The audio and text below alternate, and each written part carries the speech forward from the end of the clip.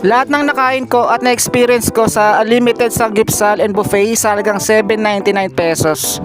So ito yung nakainan ko yung Samgyunico Prime sa Twin Lakes sa Tagaytay. Maganda yung place nila at pwede ka rin mag-dine in sa labas. Pero that time bagong pintura yung labas nila, so sa loob lang pwede. Yan yung exact view na makikita nyo habang kumakain kayo sa labas. Sa halagang 799 pesos meron na kayo unlimited samgyeopsal and buffet. Pinaka-special sa buffet nila yung unlimited bulalo. Yung presyohan ng bulalo sa Tagaytay mahina na yung 500 pesos, pero dito unlimited samgyeopsal pa sa halagang 799 pesos. Yung meat nila dito puro baboy, so lechong kawali, lechong paksiw, syempre bulalo, pero may chicken din pero konti lang. Tsaka yung araw na yan hindi available yung lettuce tsaka yung unlimited ice cream nila, pero may halo-halo naman, buti naman. At yung sections naman nila na pang grill, marami naman pagpipilian. Habang hinihintay ko maluto yung baboy, syempre kumuha na ako ng bulalo at gagawin natin yung overload, buddy.